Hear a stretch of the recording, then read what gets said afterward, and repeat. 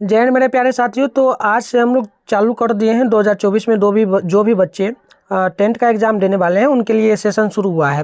तो आज हमारा फर्स्ट क्लास होगा फिजिक्स का, यानी साइंस का हम लोग चलेंगे। तो इंट्रोडक्शन के साथ हम लोग करेंगे। अगर आपको भी टॉपर बनना है 2024 के एग्ज़ाम में, तो आपने देखा ही होगा मिठुन स्टडी सेंटर से कई बच्चे जो हैं डिस्ट्रिक्ट टॉपर तक गए हुए हैं। अगर आप लोगों ने देख लिया तो ठीक है, अगर आप लोग चाहेंगे देखना तो मैं आपको क्लास के बाद बतलाऊँगा कैसे मिलेगा, ठीक है ना। चलिए, तो अगर आप लोग 24 में एग्ज़ाम देने वाले हो तो इस वीडियो को देखो। पहले हम लोग इंट्रोडक्शन से शुरू करेंगे, फिर आगे हम लोग क्वेश्चन वगैरह सब करेंगे, पूरा बेसिक से करेंगे। एक एक क्वेश्चन आपका यहाँ पर क्लियर होगा। तो चलिए यहाँ से हम लोग शुरू करेंगे इंट्रोडक्शन। और इंट्रोडक्शन में हम लोग जो शुरू कर रहे हैं वो पहला आपका होता है विज्ञान, क्योंकि विज्ञान आप लोग पढ़ते हो ना, साइंस पढ़ना है आपको। तो साइंस जो है वो क्या होता है, विज्ञान होता क्या है, वो जानना काफ़ी हमारे लिए ज़रूरी होता है। तो चलिए, विज्ञान देखिए बहुत सिंपल है। कोई भी काम जब हम लोग करते हैं ना, उसे एक व्यवस्था में करते हैं, दूसरा क्रमबद्ध यानी सही तरीका से करते हैं। तो उससे क्या होता है, वो काम अगर हम लोग कर रहे हैं तो व्यवस्था से जब करेंगे और क्रमबद्ध तरीके से करेंगे तो उसमें परीक्षण वगैरह भी होता है। परीक्षण हुआ ना कि कोई काम करो, जैसे आप लोग अभी पढ़ रहे हो, तो पढ़ रहे हो फ़ोन में, तो फ़ोन में पढ़ रहे हो तो क्या हो रहा है, आप सही तरीके से एक जगह बैठे हुए हो, ठीक है, व्यवस्था से और क्रमबद्ध तरीके से, यानी कॉपी कलम वगैरह निकाल करके बैठे हुए हो। और जो भी मैं पढ़ा रहा हूँ उसको आप लोग कॉपी पहले सही तरीके से सुन रहे हो, और सुनने के बाद क्या कर रहे हो, उसको प्रयोग करना, मतलब उसको कॉपी पर लिख रहे हो। लिखने के बाद क्या करोगे, उसे आप लोग जब पूरा लिख लोगे तो बाद में आप होमवर्क यानी कि आप लोग सेल्फ स्टडी करोगे, यानी बाद में उसे आप लोग रिवीजन करोगे। तो रिवीजन करोगे तो उससे ज्ञान आपको प्राप्त होगा, तो उसको हम लोग क्या कहेंगे, उसी ज्ञान को प्राप्त जो ज्ञान होगा उस ज्ञान को विज्ञान कहेंगे, उसी ज्ञान को विज्ञान कहेंगे, ठीक है ना। तो ये आपकी भाषा में मैंने आपको समझा दिया ताकि याद रहे, लेकिन ये साइंस है। तो जैसे कि यहाँ पर आप लोग देख सकते हैं बहुत सारा फोटोज वगैरह है, तो ये प्रयोग भी होता है, ठीक है ना। तो ये सब हम लोग नहीं चलेंगे, हमें प्रयोग वगैरह नहीं करना है। तो जैसे विज्ञान किसे कहते हैं, तो किसी भी सुव्यवस्थित क्रमबद्ध तरीके से किए गए प्रयोगों एवं परीक्षणों द्वारा प्राप्त ज्ञान को ही हम लोग क्या कहेंगे, तो विज्ञान कहेंगे, ठीक है। क्लियर हो गया आपका, ठीक है ना। क्लियर है कि कोई भी काम करने से पहले हम लोग व्यवस्था कर लेंगे सही तरीके से, क्रमबद्ध यानी सही तरीका से काम को करेंगे। तो उसमें काम करेंगे तो परीक्षण वगैरह तो होगा ही, परीक्षण होगा ना, यानी कि उसको हम लोग उतारेंगे, लिखेंगे वगैरह करेंगे जो भी। जैसे कि देखो एक उदाहरण आपको देते हैं। जैसे कि आप अवलोकन करते हो, देखो यहाँ पर देखो, मनुष्य के अवलोकनों एवं प्रयोगों से प्राप्त ज्ञान को, प्राप्त वास्तविक एवं क्रमबद्ध ज्ञान को विज्ञान कहते हैं। देखो आप अवलोकन जो करते हो, कोई काम कर रहे हो तो उसमें अवलोकन क्या करो, जैसे आप लोग पढ़ रहे हो तो आपके मन में खुद ही आ गया होगा कि हमें जो है 2024 में टॉपर बनना है, या 450 प्लस लाना है, या फिर 350, जो हो डिस्ट्रिक्ट टॉपर बनना, ये सब आपके मन में है ना। तो वही हो गया कि मनुष्य के अवलोकनों और प्रयोगों द्वारा वास्तविक यानी कि पॉजिटिव और क्रमबद्ध तरीके से, यानी सही तरीके से किए गए काम को विज्ञान कहते हैं। क्लियर हो गया आपका, ठीक है ना। देखिए ये दो परिभाषा होता है, परिभाषा आपको नहीं याद रखना है, मैंने जो बोला वो बस याद रखे, वही काफी, सबको तैयार नहीं करना है, ठीक है। समझ में आ गया। आप लोग एग्जाम्पल के जरिए यहाँ पर देख सकते हैं, ये फोटोज वगैरह हमने लगा दिया है। जैसे यहाँ पर आप लोग देख लीजिए, ये बल्ब हो गया, ये केमिकल रिएक्शन हो गया, ठीक है ना। ये सब नाम जो है सभी आपको पता ही होगा। ये केमिकल रिएक्शन हो रहा है, बहुत सारा यहाँ पर रिएक्शन जो है वो हो रहा है। इधर भी आप लोग देखेंगे बहुत सारा केमिकल रिएक्शन यहाँ पर जो है हो रहा है, ठीक है। तो इन सभी से कुछ ना कुछ निकलेगा प्रयोग, जैसे कि O2 प्लस में H2H को मिलाएगा, तो यहाँ पर निकल करके जो आएगा ना, यहाँ पर निकल करके आएगा HO2 ये निकल करके आएगा ना। तो यही सब प्रयोग हुआ, ठीक है ना। मतलब आप अवलोकन जो करते हो वही हो गया। तो इंट्रोडक्शन आपका ये विज्ञान का हो गया।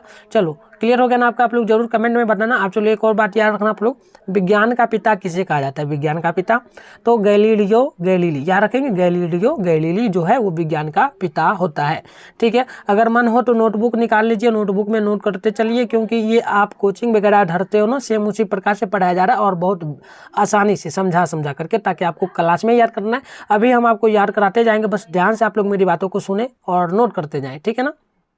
चलो कई बच्चे यहाँ पर इंग्लिश मीडियम के भी होंगे तो उनके लिए जान लीजिए साइंस क्या है। तो व्हाट इज साइंस, तो पता ही आपको, पता ही है ना साइंस क्या है। तो हम लोग जो अवलोकन करते हैं और क्रमबद्ध सही तरीके से क्या करते हैं, काम करते हैं, तो उससे जो ज्ञान प्राप्त होता है उसी को विज्ञान कहते हैं। यानी कि science is a wonderful subject, it has many branches, every branch has its one terminology, ठीक है ना। तो ये हमारा होता है जी साइंस। अब देखो आगे आपको फिजिक्स पढ़ना है। फिजिक्स ना हम पढ़ रहे हैं ना, तो फिजिक्स का 3 भाग होता है, साइंस का 3 भाग होता है। पहला आपका फिजिक्स, तीसरा आपका केमिस्ट्री, तीसरा आपका होता है बायोलॉजी। क्या होता है? बायोलॉजी, ठीक है ना। ये तीनों होता है। तो हम लोग अभी फिजिक्स को पढ़ रहे हैं, तो फिजिक्स को हम लोग जानेंगे क्या होता है। तो देखो फिजिक्स होता क्या है। देखो फिजिक्स यानी भौतिकी कह सकते हैं, भौतिकी। तो भौतिकी क्या है? तो देखो प्रकृति एवं प्राकृतिक में घटने वाली विभिन्न प्राकृतिक घटनाओं का अध्ययन विज्ञान की जिस शाखा में की जाती है उसे भौतिकी कहते हैं। कहने का अर्थ क्या हो गया? एक डायग्राम आपके सामने है, इसको शो थोड़ा सा कर देते हैं। जैसे कि डायग्राम देखिएगा, देखो आपके सामने ये डायग्राम वगैरह है। जैसे देखो और जूमिंग कर देते हैं ताकि समझ में आए। ये देखो सूर्य है, ठीक है। आप देखो इसके चारों तरफ जो है ग्रह, मंगल ग्रह होगा, बृहस्पति ग्रह होगा, कुछ भी ग्रह होगा, सभी घूम रहा है, सभी परिक्रमा कर रहा है ना, ठीक है। आप देखो इसके बगल में सभी क्षुद्र ग्रह, ये सब आपको दिख रहा है ना, ये सब क्षुद्र ग्रह यहाँ पर है। वायुमंडल का यह नज़ारा आपका है, ठीक है ना। तो इसी के बारे में हम लोग पढ़ेंगे। नहीं, प्राकृतिक में जो घटना वगैरह घटता है तो उसी के बारे में हम लोग जिस शाखा में पढ़ते हैं, विज्ञान की जिस शाखा में पढ़ते हैं, उसी को हम लोग क्या कहते हैं? फिजिक्स कहते हैं। क्या कहते हैं? फिजिक्स यानी कि भौतिकी कहते हैं, ठीक है ना। तो समझ में आ गया। अब देखो एक और उदाहरण आपको हम दे देते हैं। ये तो मैंने आपको पूरा समझा ही दिया आपको, मुझे पता है याद हो गया होगा, बट आपको बतला दें। जैसे कि प्राकृतिक घटना क्या होता है, जैसे कि आए दिन आप लोग देखते हैं कि भूकंप आ जाता है, भूकंप आता है ना, भूकंप जैसे आ जाता है तो भूकंप क्या है? तो प्राकृतिक घटना है। ये भगवान के द्वारा है, अल्लाह के द्वारा, ईश्वर के द्वारा ये सब हुआ है। अब देखो एक जैसे कि समुद्र में क्या होता है? भूकंप। आप लोग ये पढ़ोगे ना, काफ़ी इंपॉर्टेंट एसएसटी में होगा, वो भी पढ़ाएंगे। समुद्र में भूकंप आता है, कंपन, ये सब प्राकृतिक घटना है। तो इन सभी घटनाओं को हम लोग क्या करते हैं? तो हम लोग जिसमें पढ़ते हैं इन सभी घटनाओं के बारे में, उस जिसमें पढ़ेंगे उसे हम लोग भौतिकी कहते हैं, ठीक है ना। तो कहने का अर्थ सीधा सीधी है कि प्रकृति तथा एवं प्राकृतिक में घटने वाली विभिन्न घटनाओं का अध्ययन विज्ञान की जिस शाखा में की जाती है उसे हम लोग कहते हैं भौतिकी यानी कि फिजिक्स। क्लियर हो गया आपका? चलो आप एक और बात आप लोग याद कर लेना भी जस्ट कि भौतिक यानी फिजिक्स का जनक या फिर पिता कौन है। जनक या पिता जो फिजिक्स का कौन है? तो आइजैक न्यूटन। न्यूटन का आप लोग बहुत सारा स्टोरी वगैरह इंस्टाग्राम पे और अगर आप लोग चलाते हो तो देखे होंगे न्यूटन के बारे में। आइंस्टाइन न्यूटन जो एक एप्पल जो है, एप्पल गिर गया था उनके न्यूटन के सिर पे, न्यूटन के सिर पर जो गिरा था उसी के कारण उन्होंने ग्रेविटी क्या कर दिया? ग्रेविटी का ला दिया। ग्रेविटी जो कि पढ़ना होता है, अभी तो आप लोग नहीं पढ़ोगे 12th में, और 12th के बाद जो BA में जाओगे तो पढ़ना होता है ग्रेविटी के बारे में। तो बहुत बड़ा बना दिया, पढ़ते पढ़ते इंसान थक जाता है लेकिन ख़त्म नहीं होता है। तो उसी उन्हीं ने किया था, ये न्यूटन उन्हीं का नाम था, ठीक है। तो याद रखेंगे। चलिए आप देखिए इंग्लिश में थोड़ा जान लीजिए फिजिक्स क्या है। तो व्हाट इज फिजिक्स? देखो फिजिक्स तो दी branch science which deals with the study of nature and natural phenomena is called physics. यानी कि प्राकृतिक तथा प्रकृति में घटने वाली घटनाओं का अध्ययन हम लोग विज्ञान की जिस शाखा में करते हैं उसे हम लोग कहते हैं फिजिक्स, ठीक है ना। तो ये आप याद रखिए। आप चलिए इतना हो गया क्लियर। तो अब हम लोग पढ़ेंगे चैप्टर की ओर। तो आपका चैप्टर पहला है 1 फिजिक्स का। चैप्टर का नाम है प्रकाश परावर्तन तथा अपवर्तन। I mean refraction of life. Reflection of life का मतलब क्या होता है थोड़ा सा जान लेंगे तो चैप्टर इजी हो जाएगा। देखिए रिफ्रैक्शन का मतलब होता है कि बर्फ के वगैरह में, प्राकृतिक में जो घटना वगैरह घटती है उन सभी के बारे में हम लोग जो यानी कि दुनिया में जो भी घटना घटता है, जो भी घटता है प्राकृतिक द्वारा और लाइफ में यानी हमारी लाइफ में जो घटना घटता है प्राकृतिक द्वारा जो ईश्वर का दिया हुआ दिन है, उन सभी के बारे में हम लोग पढ़ेंगे ये फिजिक्स में। और ज़्यादातर इसमें हम लोग लाइट, आप लोग याद रखेंगे, ज़्यादातर हम लोग इसमें लाइट के बारे में पढ़ेंगे। लाइट इस चैप्टर में ज़्यादा हमारा प्रयोग लाइट यानी कि ऊर्जा से हमारा ये संबंध होगा, प्रकाश से, ठीक है। चलो क्लियर हो गया। अब देखो पहला जो आपका होता है कि प्रकाश क्या है, ठीक है ना।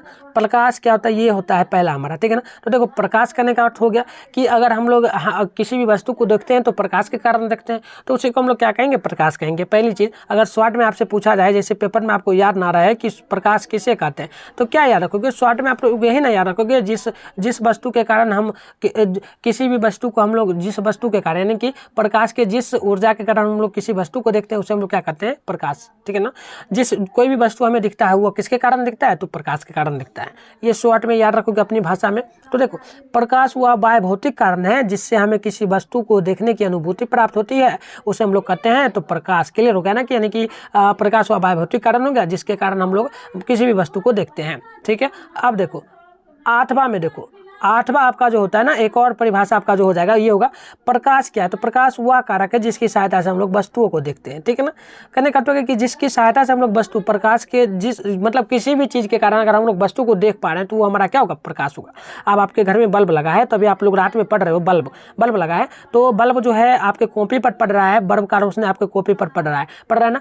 पढ़ने के बाद क्या होगा, ये इस पर टकराया, कॉपी पर टकराने के बाद आपकी आंखों में पड़ गया ये रोशनी, आपकी आंखों में पड़ गया रोशनी, तो ये आपको कॉपी जो है दिख गया ना कॉपी। तो ये हुआ क्या, हम लोग प्रकाश के कारण देखे, तो प्रकाश यही हमारा होता है, ठीक है। चलो अब क्लियर हो गया। तो आगे देख लो कुछ इंपॉर्टेंट बातें जो होता है ना यहाँ पर, ये होता है कि प्रकाश ऊर्जा का एक रूप होता है। याद रखिएगा, प्रकाश जो है, प्रकाश से ऊर्जा ही ना निकलता है, तो प्रकाश ऊर्जा का रूप होता है। दूसरा याद रखिएगा, प्रकाश हमेशा सीधी रेखा में गमन करता है, प्रकाश हमेशा सीधी रेखा में गमन करता है। और प्रकाश जो है वह हमेशा निर्वात से होकर गुजरता है। निर्वात का मतलब हो जाता है हवा, क्योंकि हवा से होकर ही ना गुजरता है। क्योंकि सूरज जो है जैसे ये सूरज आपका है, तो सूरज के बगल में यानी पूरी दुनिया में हवा चलते रहता है, जिसके कारण हम लोग सांस लेते हैं। तो हवा से निकल करके यानी हवा से निकल के हमारे आंखों में पड़ता है, वस्तु पर पड़ता है सूर्य का प्रकाश। तो सूर्य जो है प्रकाश जो हमेशा निर्वात से होकर गुजरता है। नेक्स्ट होता है कि प्रकाश का वेग कितना होता है, तो ये 3 लाख गुना मीटर प्रति सेकंड होता है, यानी कि 3 गुना शॉर्ट में कहेंगे तो 3 गुना 10⁻8 मीटर प्रति सेकंड, ठीक है। आगे देखो, जिस वस्तु से प्रकाश निकलता है उसे हम लोग प्रकाश स्रोत कहते हैं। यानी कि सूर्य से अगर निकल रहा है प्रकाश तो ये हमारा प्रकाश स्रोत सूर्य होगा। बल्ब से अगर निकल रहा है प्रकाश स्रोत, ये बल्ब जो हमारा जो है ये प्रकाश स्रोत हो जाएगा। क्लियर हो गया आपका, एक बार समझ लीजिए फिर से। देखिए, प्रकाश ऊर्जा का एक रूप होता है। दूसरा, प्रकाश हमेशा सीधी रेखा में गमन करता है। तीसरा होता है प्रकाश निर्वात से होकर गुजरता है। प्रकाश का वेग जो है यह 3 लाख मीटर प्रति सेकंड या 3 गुना 10⁻8 मीटर प्रति सेकंड होता है। अब देखिए, जिस वस्तु से प्रकाश निकलता है उसे हम लोग प्रकाश स्रोत कहते हैं। तो ये आपका क्लियर हो गया ना एकदम। यहाँ से क्वेश्चन आपका 2 ऑब्जेक्टिव बन जाएगा पेपर में, याद रखिएगा 2 ऑब्जेक्टिव बनेगा। देखो अब हमारा नेक्स्ट जो आता है ना, ये आता है कि प्रदीप्त तथा अप्रदीप्त वस्तु क्या है। काफ़ी इंपॉर्टेंट होता है, समझ लीजिए। देखिए, प्रदीप्त करने का अर्थ हो गया कि जिस भी वस्तु से अगर कोई ऊर्जा निकल रहा है, जिस भी वस्तु से ऊर्जा निकलता है तो उसे हम लोग प्रदीप्त कहेंगे। और प्रदीप्त करने का अर्थ हो गया जिस वस्तु से ऊर्जा ना निकले उसे हम लोग अप्रदीप्त कहते हैं। देखो, जैसे प्रदीप्त में जिस वस्तु से ऊर्जा निकलता है तो ऊर्जा सूर्य से निकलता है, तो ये आपका प्रदीप्त हो गया। बल्ब से ऊर्जा निकलता है यानी रोशनी निकलता है तो आपका प्रदीप्त हो गया। तो देखो, परिभाषा भी वही होगा कि वैसी वस्तु जो प्रकाश को उत्पन्न करता हो तो उसे हम लोग प्रदीप्त वस्तु कहेंगे। और देखिए, प्रदीप्त वस्तु का दूसरा नाम जो होता है ना, दीप्तिमान होता है, ये आप लोग याद रखेंगे। तो जैसे सूर्य हो गया, जलता हुआ बल्ब हो गया। क्लियर है। आप देखो, अप्रदीप्त वस्तु इसी का उल्टा कि वैसी वस्तु जिनसे प्रकाश नहीं निकलता हो उसे हम लोग अप्रदीप्त वस्तु कहेंगे। जैसे देखो, यहाँ पर आपका टेबल हो गया, टेबल से कोई ऊर्जा नहीं निकलता है, दीवार से कोई ऊर्जा नहीं निकलता है ना, बस वही होगा। देखो, परिभाषा होगा वैसी वस्तु जो प्रकाश को उत्पन्न नहीं करता है, वैसी वस्तु जो प्रकाश को उत्पन्न ही नहीं करता है तो उसे हम लोग अप्रदीप्त वस्तु कहते हैं या फिर दीप्तिमान वस्तु कहते हैं। अब एग्जाम्पल के तौर पे आपके सामने टेबल दिया हुआ है, दीवार दिया हुआ है, तो ये सब आप लोग देख लीजिए। क्लियर है आपका, प्रदीप्त अप्रदीप्त एकदम क्लियर हो गया होगा। चलिए आगे बढ़ते हैं हम लोग। स्क्रीनशॉट मन हो तो ले लीजिएगा, बट आपको आगे बतलाएंगे इसका PDF कैसे मिलेगा तो वो भी आपको बतला देंगे, ठीक है। अब देखो, आपका होता है परिकीर्णन क्या है। काफी इंपॉर्टेंट होता है, क्वेश्चन पेपर में पूछा जाता है परिकीर्णन। देखो, परिकीर्णन क्या होता है तो जान लीजिए। परिकीर्णन क्या है, तो परिकीर्णन आप लोग याद रखेंगे। परिकीर्णन करने का अर्थ हो गया कि कोई भी रेखा है, जैसे कि सूर्य यहाँ पर आपको दिख रहा है, अब सूर्य का रोशनी निकला, इसके बीच में क्या हुआ, एक वस्तु समांगी माध्यम यानी कि इसके बीच में रख दिया गया, तो क्या हुआ, सूर्य जो है ये तो प्रकाश को उत्पन्न नहीं करता है, और प्रदीप्त वस्तु है ना, यानी कि अदीप्तिमान वस्तु है, तो ये सूर्य पे टकराने के बाद हो सकता है इधर उधर बिछड़ जाए रोशनी, तो ये बिछड़ करके इधर घुर गया यानी कि तिरछा घूम गया और आँख किसी व्यक्ति का होगा, ये मान लो ना आप ही का आँख है, तो इस पर पड़ गया तो ये आपको एप्पल दिख गया। तो ये हो गया कि किसी भी समांगी माध्यम से, यानी कि एक भौतिक प्रक्रिया जिसमें विकिरण जो है वह किसी माध्यम से किसी माध्यम में जा रहा था, जैसे ये सामान जा रहा था सूर्य का रोशनी, लेकिन क्या हुआ, अनियमितता, बीच में एक एप्पल आ गया, कोई वस्तु आ गया जो अप्रदीप्त वस्तु था, यानी कि उससे आर पार नहीं हो पाता सूर्य का रोशनी, तो वहाँ पर अनियमितता के कारण अपनी सरल रेखा से विचलित हो गया, यानी विचलित होकर के इधर से उधर निकल गया, जैसे इधर घूम गया, इधर से आया, इधर से हो गया। जैसे कि देखो, जैसे कि इसको जो है आना था किधर, ये रोशनी था, ये डायरेक्ट इसको इधर आना था, सोज इधर गिर जाना था नीचे, लेकिन इधर ना गिर करके ये इधर आया, इधर से इधर आ गया, इधर से आया, इधर से इधर आ गया, इधर आया, इधर से इधर आ गया, तो ये जो है ना विचलित हो गया, विचलित तो हुआ, तो इसी को हम लोग क्या कहेंगे, तो परिकीर्णन कहेंगे। ठीक है, कहने का अर्थ यही होगा कि परिकीर्णन क्या है, तो एक सामान्य भौतिक प्रक्रिया जिसमें कोई विकिरण जो है, कोई और सूर्य का प्रकाश का किरण जो आ रहा है वह किसी स्थान नियमितता, यानी कि कोई नियमितता, वहाँ पर कोई वस्तु आ गया जो अप्रदीप्त था, यानी कि अपारदर्शी अपोजिट था तो उसमें टकराया और वो अपने रेखा से क्या हुआ, विचलित हो गया, और विचलित होकर के वो इधर से उधर छिद्र हो गया, यानी कि बट गया अनेकों तरह, इधर से उधर बिछड़ गया, तो उसे हम लोग कहेंगे परिकिरणन। क्लियर हो गया आपका ये डायग्राम के जरिए। चलो आगे बढ़ जाते हैं हम लोग। अब देखो आपसे पूछा जाएगा राय, किरण क्या है? किरण यानी इंग्लिश में राय कह सकते हैं। तो किरण का मतलब हो गया कि किरण जो ये रोशनी होता है, सूर्य से किरण निकला वो किरण हुआ। जैसे आपके घर में बल्ब निकल रहा है तो बल्ब है लगा हुआ, उससे रोशनी निकल रहा है तो आपकी आंखों पे पर मतलब रोशनी निकल रहा है तो वो किरण है, किरण है, किरण वही हो गया, यानी सूर्य से किरण निकलता है तो किरण है। आपके फोन अभी आप लोग देख रहे हो, फोन में पढ़ रहे हो, तो फोन से जो निकल रहा है किरण वो आपका किरण हो गया, तो यही किरण आपका होता है। यानी कि किरण का परिभाषा कहें तो प्रकाश के गमन पथ की दिशा को किरण कहते हैं, प्रकाश के गमन पथ की दिशा को किरण कहते हैं, जैसे कि ये किरण आपका जा रहा है, ठीक है ना। अब देखो अगला आता है कि प्रकाश कुंज क्या है या किरण कुंज कह सकते हैं। प्रकाश कुंज या किरण कुंज क्या है? तो देखो प्रकाश कुंज क्या होता है कि कोई भी बल्ब हो उससे अनेकों प्रकार का किरण कुंज निकले, यानी बहुत सारा किरण कुंज हो, किरणों का समूह हो। किरणों का समूह जो होता है उसी को हम लोग कहते हैं किरण कुंज या प्रकाश कुंज। जैसे देखो लाइट यहाँ पर टॉर्च है ना, टॉर्च, अब देखो इससे क्या हुआ, बहुत सारा किरण निकल रहा है ना, बहुत सारा किरण का रेखा निकल रहा है, तो ये आपका क्या होगा, प्रकाश कुंज या फिर आप लोग कह सकते हो किरण कुंज, प्रकाश कुंज या किरण कुंज। जैसे देखो परिभाषा, प्रकाश के किरणों के समूह को किरण कुंज या प्रकाश कुंज कहते हैं।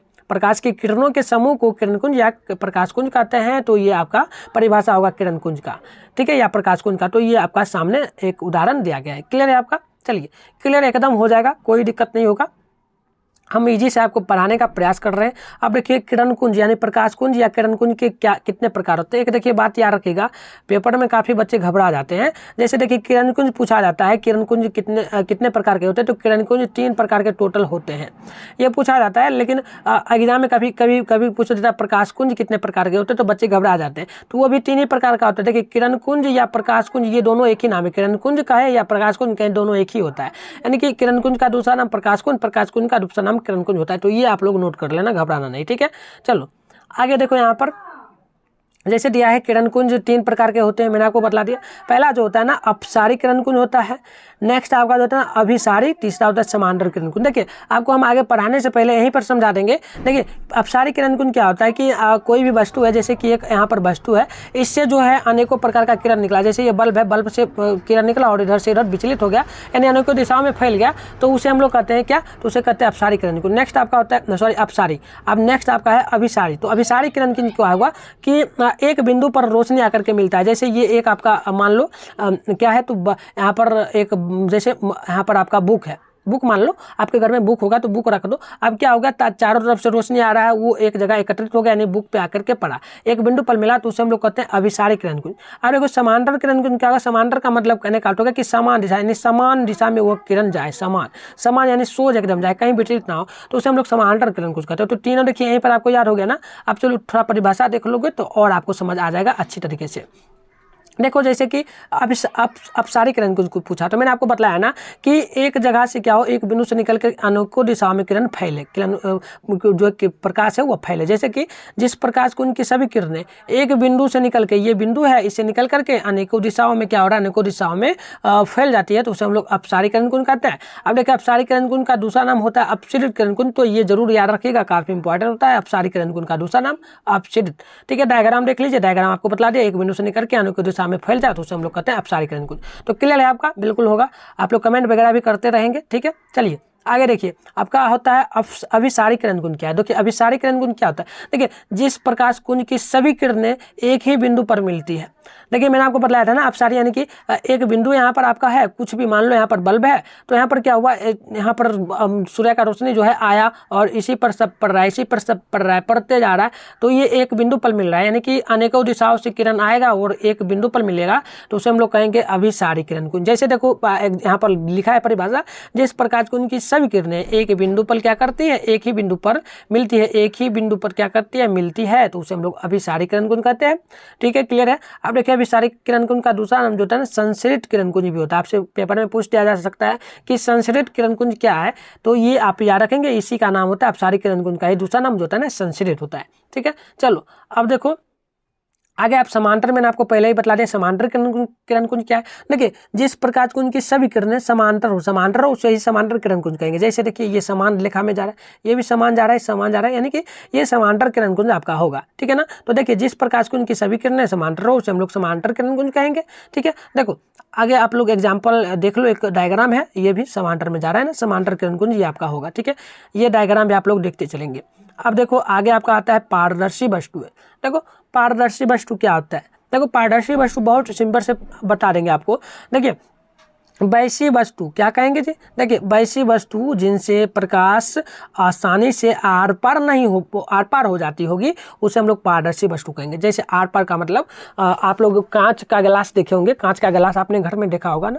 तो कांच अगर आप लोग देखते हैं, आपके घर में खिड़की होगा, विंडोज वगैरह जिसे खिड़की कहते हो ना, तो घर में खिड़की अगर होगा तो उसमें कांच वगैरह लगा होगा, तो देखना कि बाहर का जो रोशनी है, सूरज का रोशनी, अगर कांच बंद भी रहता है तो क्या होता है, रोशनी आया और वह कांच से पार हो जाता है, डायरेक्ट पार हो जाता है। तो मतलब वैसी वस्तुएं जिनसे प्रकाश आसानी से क्या हो जाती हो, आर पार कर जाती हो, तो उसे हम लोग पारदर्शी वस्तु कहेंगे। अब देखो एक यहाँ पर हवा में जो है दुपट्टा जो है उड़ रहा है, लहरा रहा है। तो देखो यहाँ पर क्या हो रहा है, देखो कहने का अर्थ होगा कि ये जो आपको दिख रहा है पूरा आसमान वगैरह, समुद्र वगैरह क्यों दिख रहा है, तो यहाँ पर सूर्य होगा कहीं होगा, और ये क्या हुआ, सूर्य का किरण जो है पूरा का पूरा समुद्र से पार हो गया, हवा से पार हो गया, तभी तो हमें दिख रहा है ना दुपट्टा दिखने का कारण क्या है। देखो जैसे देखो ये हो गया सूर्य का रोशनी। अब देखो हवा इस बीच में बहुत सारा हवा है, तो ये हवा से पार हो गया, सीधे पार हो गया।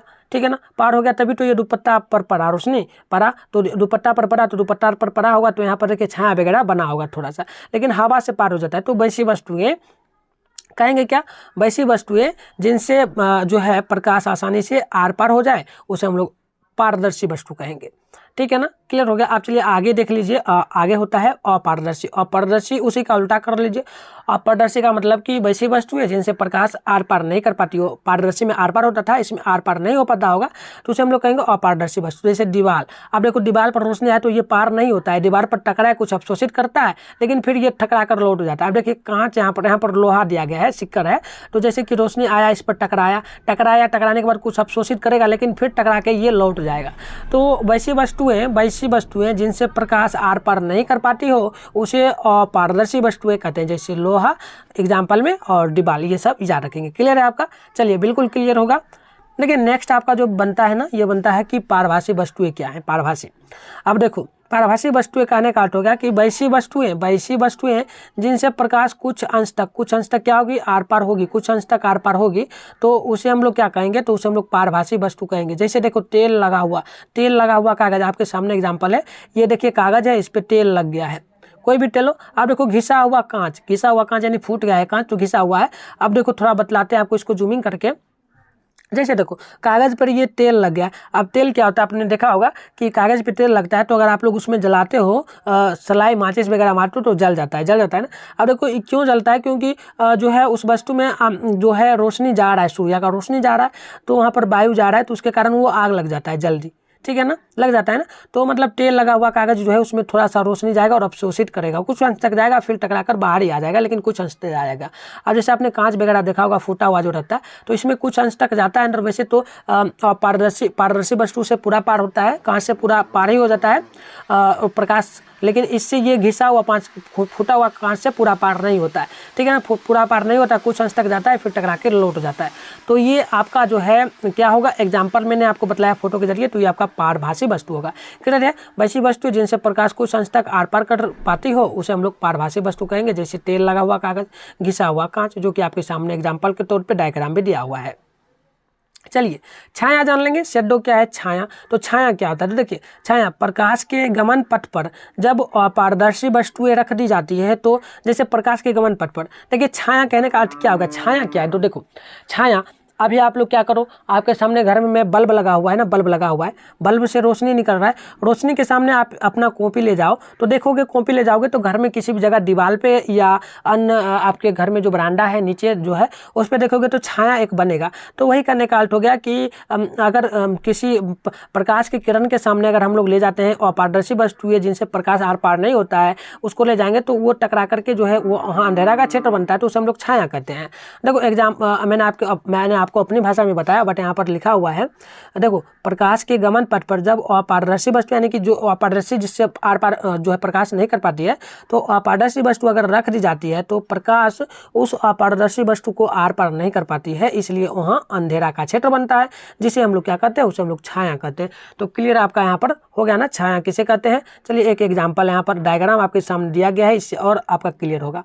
देखो यहाँ से बल्ब का रोशनी आ रहा था और इस व्यक्ति पर पड़ गया, और ये व्यक्ति तो किसी भी मनुष्य से आर पार नहीं होता है ना रोशनी, क्योंकि आर पार होता तो हम किसी भी व्यक्ति के आर पार देख सकते हैं। अगर व्यक्ति आपके सामने खड़ा होता तो हम उसके आगे क्या है तो देख लेते। दीवार जैसे, तो दीवार में अगर छेद वगैरह नहीं होता है तो हम देख नहीं पाते हैं कि बाहर क्या हो रहा है, नहीं दिख पाते। तो ये हो गया कि उस पर रोशनी पड़ा, इस पर पड़ा रोशनी, तो ये जितना बड़ा था यहाँ पर छाया बन गया, यहाँ पर अंधेरा का क्षेत्र बन गया है। तो ये हो गया आपका क्या होगा, छाया।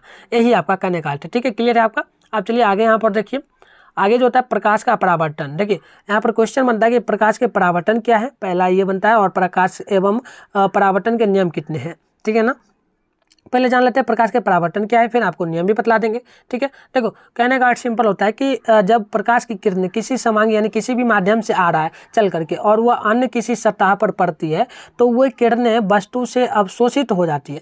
देखो जैसे कि अभी मान लो आपके सामने बुक है ना, आप देखो बल्ब से रोशनी निकल रहा है, बुक पर पड़ा, तो कुछ जब तक अवशोषित नहीं किया ये वस्तु तो आपको दिखा कैसे, अवशोषित कुछ किया प्रकाश को, फिर ये टकरा करके आपके आंखों पर पड़ा तो आपको ये बुक दिख रहा है ना। तो यही हो गया कि क्या होगा, जब प्रकाश की किरणें किसी भी माध्यम से चल करके आएगी और वस्तु पर पड़ेगी, तो वह वस्तु को जो है कुछ ऊर्जा को अवशोषित करेगी, या वस्तु से आर पार भी कर सकती है। जैसे कांच है तो कांच से आर पार हो जाएगी, हवा है तो हवा से भी आर पार हो जाएगी, या उससे टकरा करके लौट जाएगी, यानी दीवार है तो दीवार पर आएगी और टकरा कर लौट जाएगी। तो उसे हम लोग प्रकाश का परावर्तन कहते हैं। ठीक है ना, क्लियर हो गया ना, कि किसे कहेंगे, जब प्रकाश की किरणें किसी समांगी माध्यम से चलकर अन्य वस्तु की सतह पर पड़ती है, तो वो किरणें वस्तु द्वारा अवशोषित हो जाती है, या उस वस्तु से पार कर जाती है, या उस वस्तु से टकरा कर लौट जाती है, तो उसे हम लोग प्रकाश का परावर्तन कहते हैं।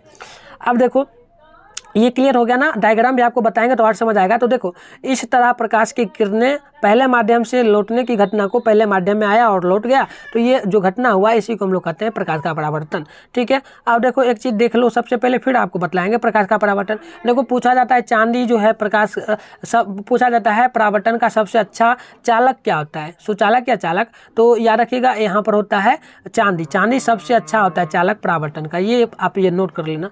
देखो आपको समझाते हैं यहाँ पर डायग्राम के जरिए कि प्रकाश के परावर्तन क्या है। देखो यहाँ पर देखना, देखो प्रकाश के परावर्तन, ये आपका एक दर्पण है। दर्पण, अब इधर से एक वस्तु आया, इधर से किरण आया, और यह क्या हुआ, यहाँ पर टकराया और इधर से अपतित हो गया, यानी कि एक माध्यम से आया, दूसरे एक ही माध्यम से टकरा करके लौट गया, और बीच में क्या हुआ, यहाँ पर एक क्षेत्र बन गया, और इस बीच में एक लंबवत किरण आ गया। तो इसी को हम लोग कहते हैं क्या, प्रकाश का परावर्तन। क्लियर हो गया ना आपका। चलो अब देखो आगे, यहाँ पर आप लोग याद रखना, पूछा गया हमसे कि प्रकाश के परावर्तन के कितने नियम है। तो परावर्तन के दो नियम होते हैं। परावर्तन के दो नियम होते हैं। पहला नियम जो आपका होता है ना, वो होता है आपतित किरण, चूंकि परावर्तित किरण तथा आपतन बिंदु पर खींचा गया विलंब तीनों एक ही समतल में होता है। अब देखो ये आपको समझ में नहीं आ रहा होगा, देखो डायग्राम के जरिए समझाते हैं। जैसे देखो यहाँ पर, जैसे देखो क्या हुआ, एक दर्पण है, अब इधर से एक आपतित किरण, ये है आपतित किरण आया, और ये आया इधर से दर्पण से टकराया, और यह परावर्तित हो गया, इधर निकल गया, परावर्तित यहाँ पर लिखा हुआ है ना, और बीच में एक अभिलंब डाला गया, विलंब खींचा गया, जैसे कि यहाँ पर अभिलंब है, ये अभिलंब खींचा गया,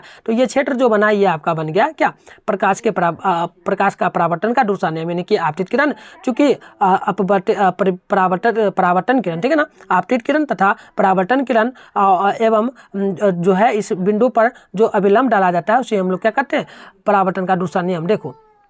देखो आपतित किरण चूंकि परावर्तित किरण तथा आपतन बिंदु पर जो डाला गया विलंब था वो तीनों एक ही समतल में होता है, तो ये आपका होता है समतल, क्या होता है जी, तो ये प्रकाश के परावर्तन का दूसरा नियम होता है। जैसे देखो तीनों एक तल में है ना, ये देखो इधर आया, इधर से इधर चल गया, तो ये दोनों तो एक ही तल में हो गया यहाँ पर ना, और अविलंब भी यहाँ मिला, तो ये तीनों एक तल में है, तो तीनों एक तल में हो, आपतित किरण, परावर्तित किरण तथा विलंब तीनों एक तल में हो, तो ये आपका होगा प्रकाश के परावर्तन का दूसरा नियम। पहला नियम आपका ये हो गया।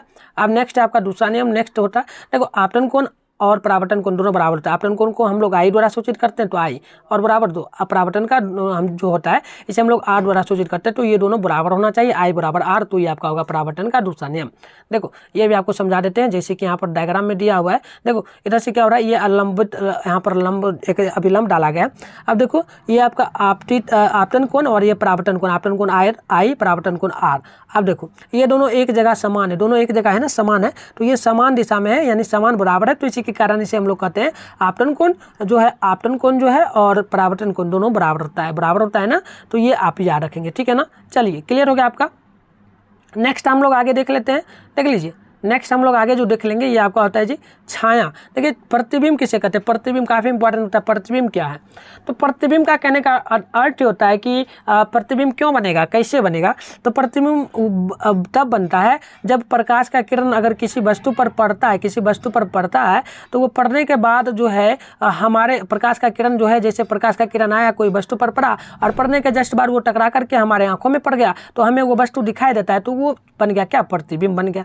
तो यही करने का अर्थ हो गया। तो देखो प्रतिबिंब किसे कहते हैं, कितने प्रकार के होते हैं, तो वो भी जानेंगे। पहले जानते हैं प्रतिबिंब किसे कहते हैं। तो देखो किसी बिंदु स्रोत से आती हुई प्रकाश की किरणें, ठीक है ना, किसी भी बिंदु स्रोत यानी सूर्य से आ रहा है, बल्ब से आ रहा है रोशनी, वो क्या हुआ, दर्पण से परावर्तन के बाद जब किसी बिंदु पर मिलती है या मिलती हुई प्रतीत होती